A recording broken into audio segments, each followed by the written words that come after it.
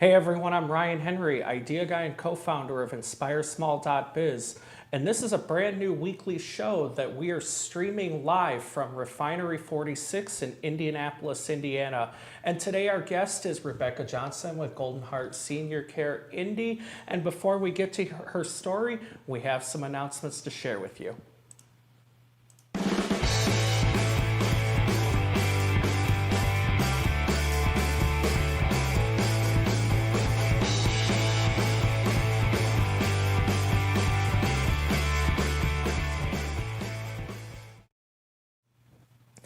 All right, good afternoon, everybody. And just a quick reminder that coming up this Friday on July 14th, we have the next Business Spotlight Networking event at Pinheads and Fishers.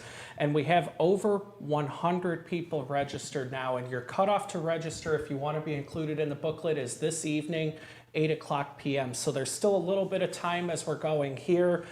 So this is a brand new show today. And we're live and in person at Refinery 46 in Indianapolis.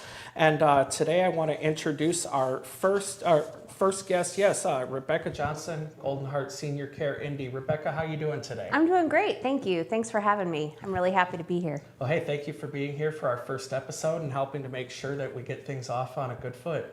Yeah. So Rebecca, tell us a little bit about your career before you started your business. Yeah, so before I was in small business, I was an educator in Indianapolis Public Schools and also Decatur Township. I was a teacher, assistant principal, and principal. Nice.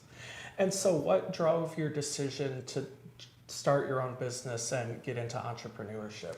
Well, you know, we took care of my mother-in-law with a group of people for about 16 years. And I found that after we lost her and the pandemic and just commute and all of that sort of thing, it was just really important that I spend time with my family and also support people that are going through some of the very similar things that we were going through and trying to help the quality of life of everyone a lot better. And so Rebecca, let's talk about how exactly are you helping your clients? Yeah, so I like to refer to us as a boutique agency because not only do we do all of the non-medical home care that every other home care company does, but we customize it to each client. So we make sure that people are feeling taken care of, that personal touch. I match every single one of my caregivers with my clients to make sure that it's the right fit. I have contact with all of my clients, but not only are we taking care of our elderly clients, but we're also taking care of the families because that's a really important aspect. Many caregivers are burnt out and they don't even realize how burnt out they are until we come in and take things off of their plate. So I like to connect people to resources, making sure that they feel loved, supported, that they have respite, and also that they are connected to the people that they need to get connected to make sure that their quality of life as well as the client's quality of life is the best. Nice. And so Rebecca, you mentioned the term respite. Can you clarify a little bit? Because I'm not quite sure myself and maybe some of our viewers aren't either. Absolutely. So if you've ever taken care of anyone for an extended period of time, you know that you get worn down. Maybe as you get tired, you get a little bit snippy or you miss things or mistakes happen or people get hurt. And so that respite is just a break. So it's an opportunity for us to come in, do what you do on a daily basis and let you get out of the house, take a nap, go to grocery store, go out to lunch with your friends, just whatever it takes to help restore some of that balance so that you can be the very best caregiver that you can be moving forward. Nice. Yeah. And so Rebecca, let's talk about what do you love the most about what you do? So I'll try not to get teary. I get pretty emotionally attached to my clients. And what I love is when I have family members that say, you know, we couldn't have done this without you. You took a load off of me that I didn't even know I had. The clients, you know, I have one client who just adores to give hugs. And she just hugs me and says, thank you so much. And, you know, just making sure that people have a voice in how they age and where they age, and also making sure that they're safe and that they're cared for. It's just, you know, aging is not pretty sometimes. It's really hard. But we are given the unique opportunity to come alongside families at some of the most stressful times in their lives and giving them that support that they need so that they can finish well. And they don't even have to be ill. It could just be an issue of having someone to come and have that conversation to keep that personal, communication with other humans, right? I'm so glad that you said that, Ryan. It's so important that you recognize that you can get help early. It doesn't have to be where someone's on hospice or they're dying or things are really bad where you need to transition them out of the home right away. We can give help before that. We can come in and help with grocery shopping and light housekeeping and showering. Any of those things, we can take those off of your plate pretty early into the aging process, especially if they're struggling with Alzheimer's or dementia. That can be quite a long process. The longevity of the people that are suffering from that is pretty long. And so making sure that we come in pretty early, that gives us the opportunity to even just talk about it. So even if you don't want us to come in and help right away because you don't feel like you need it, even having us come in and making sure that we have all the paperwork in place so that as soon as you need that help, we can give it. It's a really important piece. That education is really important. Nice. And so most people don't know that there really is a resource that if all a senior needs is someone to help alongside them with their day-to-day activities, they can do it. It doesn't have to be a medical emergency end of life scenario to get help. Absolutely. So that's one thing that I tell my clients is we're not trying to take away your independence, we're trying to enhance it. And so whatever that looks like, making sure that they have the quality of life that they need and want for as long as we possibly can give it to them safely. Nice.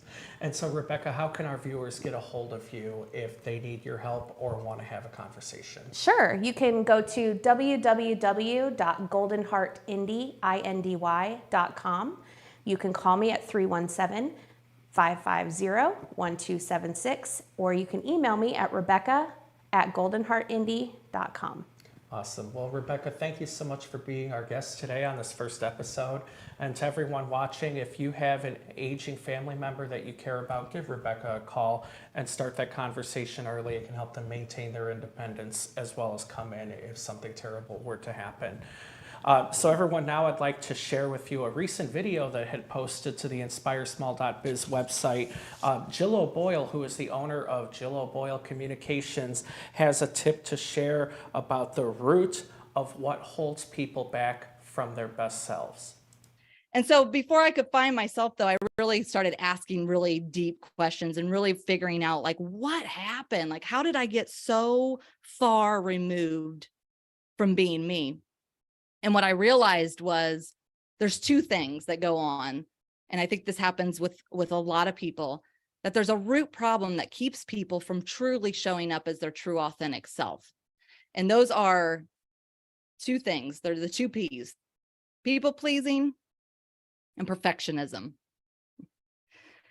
All right. So people pleasing. So it dawned on me that, I kind of said that, I alluded to, like, I was living my life for other people. So what happens is we don't want to be our true authentic self, because what happens is we try to just dim our light. We try to dim our light to fit in, to make other people feel comfortable. We start not showing up as our true, our authentic self for the fear of what other people may say.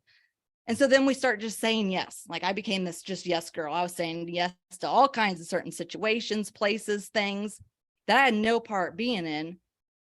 But it was because of this fear of what others would think if I really said what I really wanted to say, speaking my truth. And so we just hold back. We mute our voice. And so then on the other end is this perfectionism. And if you're a high achiever, if you fall in Enneagram, if you follow the Enneagrams, like I'm an Enneagram 3, right? We are high achievers. So you know that perfectionism, like, it comes up all the time. And so it's this fear of just not being good enough. It's this misperception of what success is. And that's what you heard in my earlier story, is that I just had this vision that in order to be successful, I got to be perfect. Well, what is perfect? It does not exist. Actually, it does exist. It's you. You are perfect. You are whole. You are awesome just the way you are. It's not something you can obtain because you already have it. It's already inside of you. But what we do is we settle for this, I'm not good enough. We hear the voices of that, and then we just start comparing ourselves to other people. And then that sends us on this trail of thinking, oh, well, you know what, that worked for them, so let me try that. Well, that'll never work, right? Because that's their story, that's their life, and that's what they're probably in their authentic gift. You have your own journey and you need to stay there. And so I found that in this people pleasing and perfectionism, the common denominator here is what? It's really fear. That's all that is. And fear, oh my gosh, fear will hold you back from being your true authentic self time and time and time and time and time again. Everyone, make sure you join us this Wednesday, July 12th, for the first of a two-part workshop that we're putting on with Sarah Kendrick, who's the owner of Rhea Services, the pre-planning workshop for business. During this two-part workshop, we're going to use Sarah's new guide, Pre-Planning for Business workbook, where you'll put together all of your information so that your business could continue to run without you if something were to happen. Your business partner, family member, or other designated person could come in and pick up where you left off. And that's this Wednesday, July 12th, 2 o'clock p.m., and it will also be the 26th of July for part 2. Registration for that workshop is $475, and you can find the link for that on our website. Also on Friday, July 14th, again, a reminder about Business Spotlight, 11 o'clock a.m. at Pinheads in Fishers, Indiana. Over 100 people are now registered, and you have until 8 o'clock p.m. this evening to get registered if you would like your information included in the workbook. Everyone who attends this event will get 45 seconds on the microphone to tell the whole room who they are, who they're looking to meet, and what they do for their customers, so don't miss it. Coming up on Tuesday, July 18th is our next in-person workshop here at Refinery 46, 10 o'clock a.m., Freedom from Fear of Public Speaking. So during this 2-hour workshop, you'll learn tips about how to give a great presentation in front of any size audience. And finally, the next Business First Network meeting in Greenwood, Indiana is on Wednesday, July 19th at Old National Bank, 900 State Road 135 in Greenwood. And our discussion topic for this meeting is, what devices do you use to complete your work? Next, I'd like to share with you a recent video from John Bayard with J. Gout Group, who was a speaker on our Monday Networking on Zoom, and he shared some tips on how to build business credit. So why does a business need business credit? So you don't have to use personal guarantees and put your personal credit at risk. And obviously make sure your financial well-being and that of your family is not at risk. When you have business credit, your credit on the business is usually 3 to 10 times that what you could possibly get on your personal credit, even more. We see up to 100 times more business credit available than you'd ever get using your personal credit.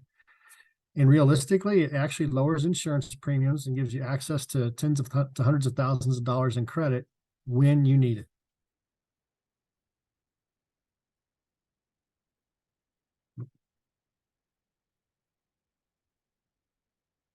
So personal credit scores have no impact on business funding approvals.